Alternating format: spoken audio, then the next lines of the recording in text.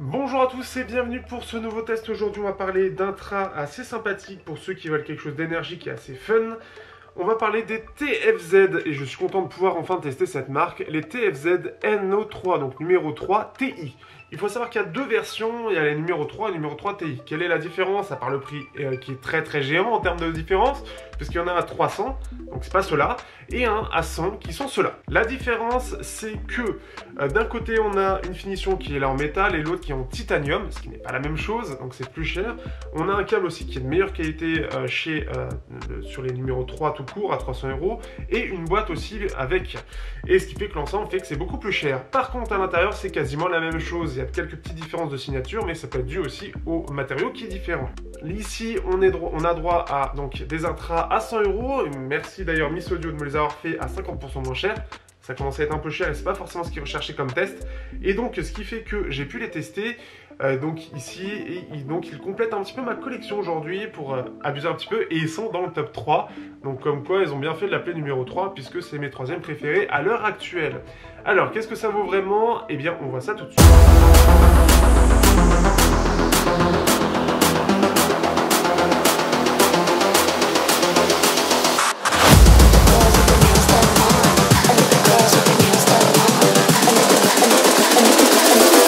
Girls with their nails done now.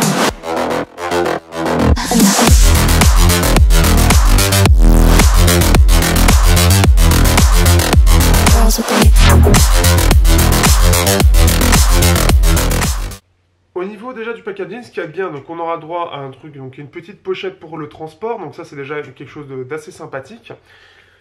Qui en plus de ça est dans une matière assez toute douce, je sais pas du tout ce que c'est, ça fait un petit peu plastique. Très légèrement simili-cuir, mais c'est pas vraiment ça. Et donc, ce qui fait que bien évidemment, on a les intras, on a droit à un câble qui est très épais pour le coup, vraiment très épais. C'est le câble le plus épais que j'ai à l'heure actuelle. On va faire ça pour que ça ressorte un peu mieux. En sachant que ce que j'ai de plus épais à l'heure actuelle, c'est ceux des CCA-C16. Et on peut le voir, alors bon, déjà ils ont pris un petit coup de vieux en termes de couleur, mais ils sont un petit peu plus fins. Donc c'est une première chose, donc c'est vraiment le plus gros, sans parler en lui-même donc du jack qui est juste énorme. Alors là c'est du bon gros jack ici, donc ça va être résistant, et on a droit quand même à un scratch pour pouvoir les ranger. Scratch qui est pour le coup bienvenu hein, vu la grosseur du câble, mais au moins il est résistant. On a droit donc ici, alors ce qui fait que c'est tout mou, donc ce qui fait que normalement on ne peut pas, non on ne peut pas, si on peut. On peut les porter si vous voulez, on peut les porter comme ça, même si c'est pas mon habitude, mais on peut les porter, oui ça tient plutôt bien. Bref, on verra ça après. Ce qui fait que donc le design est très épuré, avec une espèce de forme un petit peu en croissant, je dirais un petit peu... Je saurais pas dire exactement, mais ça me fait un peu penser à ça, en croissant. Assez arrondi en tout cas, tout en rondeur, en métal, et donc avec le côté, vous pouvez voir, métal assez, pour le coup, assez, me fait penser au miroir.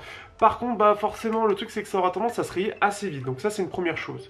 On a bien sûr du 2 pins pour la connexion, donc ce qui fait que ça va être plutôt bien de ce point de vue-là. C'est quelque chose que j'apprécie personnellement. Pour mettre le câble, vous regardez donc du côté gauche, et en fait il faut bien que ce soit vers l'extérieur. Si c'est vers l'intérieur, c'est que ça va être out of phase comme on dit, donc le son sera un peu bizarre. On a un petit point d'entrée d'air ici et un autre qui est au dessus ici. Je sais pas si ça va se voir, oui on le voit. Le tout avec ici une sortie donc qui va permettre de bien tenir l'embout. Allez bien tenir l'embout, et avec la petite grille de protection. Un design en tout cas que je trouve de qualité, bien évidemment on n'aura pas de micro avec ça, mais qui permettra déjà de les ranger, d'avoir quelque chose d'assez premium dans les mains, et en plus de ça avoir un design qui est à la fois sympathique et épuré, et par contre il faut un petit peu lourd justement dans la partie ergonomie. Ici donc on a un câble qui est quand même assez... qui reste assez souple hein, malgré sa grosseur etc, il reste assez souple, donc ça c'est une bonne chose. Et ce qui fait que si, je vais faire comme ça, on verra un petit peu mieux.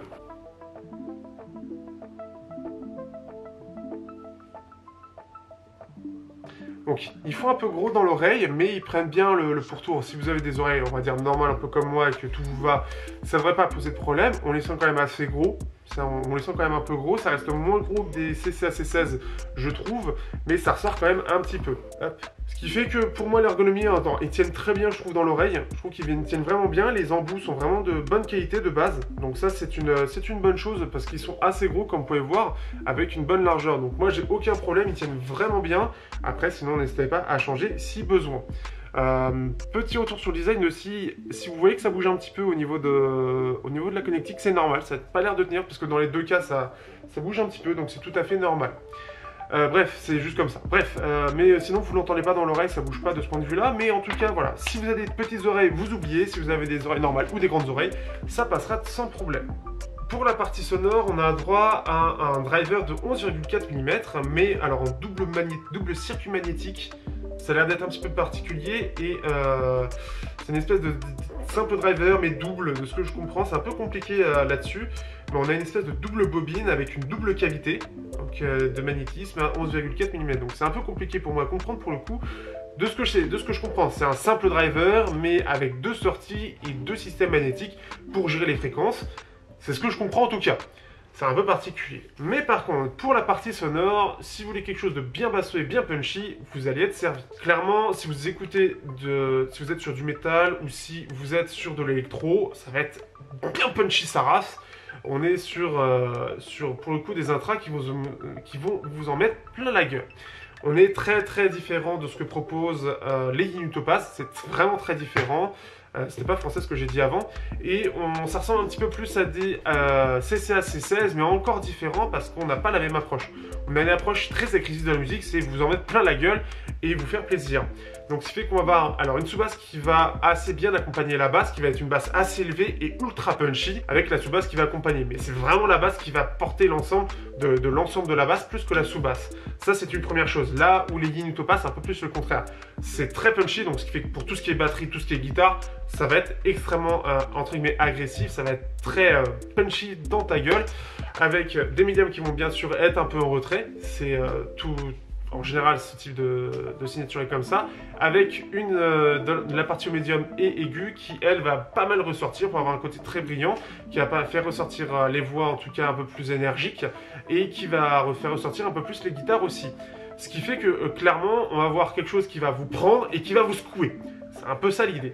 A contrario de ce que les Yinu Topaz sont, c'est-à-dire on a un côté un peu basseux mais assez équilibré, assez doux, relaxant. Ici c'est, tu mets de la musique électro, tu mets du métal et là tu te fais secouer, tu comprends bien que là t'es pas là pour dormir, t'es là pour danser dessus. Et c'est un peu ce qu'on fait TFZ dessus. Ils sont très appréciés de ce que j'ai vu au niveau des tests et clairement ils font partie maintenant de mon top 3 comme je le disais avant, parce qu'il y a ce côté très énergique qui vraiment passe à côté, enfin qui mettent un petit peu, qui fait la différence avec l'Yinu Topaz et qui vont permettre vraiment d'avoir un côté très musical, très fun et qui va avoir un côté très basseux aussi, qui va vraiment être basseux et qui vont faire plaisir de ce point de vue-là. Personnellement, je préfère plus l'approche de Yinu avec les Topaz qui ont une basse qui est plus sous-basse, qui est un peu moins élevée, mais je la trouve plus agréable. Ici, elle est vraiment très énergique, elle est assez agressive. C'est un peu différent, moi c'est ma préférence, mais pour ceux qui veulent des grosses basses qui en mettent plein la gueule, clairement ici vous allez vraiment apprécier. Donc c'est ultra énergique, c'est clairement se faire plaisir en termes de musique. J'essaie de trouver une autre musique à m'écouter histoire de me remettre dans le bain un petit peu, parce qu'avec tout ce que j'ai forcément, je les ai mis un petit peu de côté. Mais en tout cas pour du métal et de ça, on a une bonne vitesse, on entend bien les guitares, on entend bien les voix, on a forcément les voix en bas médium qui vont moins ressortir, c'est surtout ça. La scène sonore est un petit peu... On est sur quelque chose d'un petit peu plus fermé par contre, ça c'est une autre chose. Ça fait qu'on ne va pas être sur le côté un peu large que proposent les Yinu Topaz et Array. On va être sur quelque chose d'un peu plus feutré et un peu plus fermé. Donc ça c'est une première chose. Mais ça reste très intelligible, on a une bonne séparation des instruments, une bonne séparation entre les voix. Donc ce qui fait que c'est plutôt pas mal dessus. Je vais essayer de trouver une musique où j'arrive à me mettre dedans. C'est un peu compliqué. Donc ce fait que voilà, c'est ce que vous allez préférer, c'est ce que globalement les gens apprécient. Donc si vous voulez voilà, quelque chose de fun, qui impacte, qui vous en met plein la gueule, c'est clairement les intras qu'il vous faut. Et ce qui fait que voilà, ça complète bien un petit peu mon top 3 et je ferai de toute façon une vidéo bientôt dessus. Et c'est assez sympa de ce point de vue-là. Au niveau de l'isolation, ça isole bien du reste de l'ensemble, donc c'est plutôt dans la bonne moyenne. Ils isolent plutôt bien, j'apprécie vraiment leur isolation et globalement je les apprécie.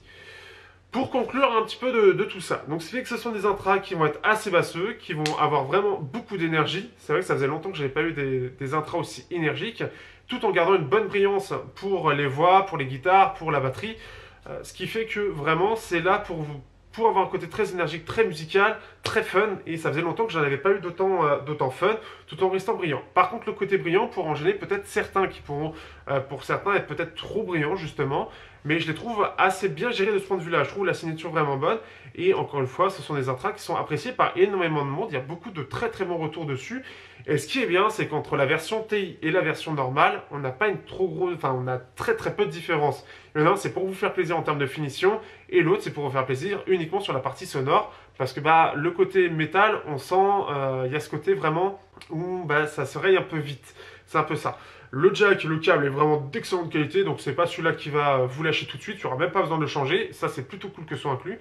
Et la qualité sonore, vraiment, pour un seul driver, il se défend très très bien. Je les trouve un petit peu moins précis que les CCA C16, mais la signature n'est pas la même.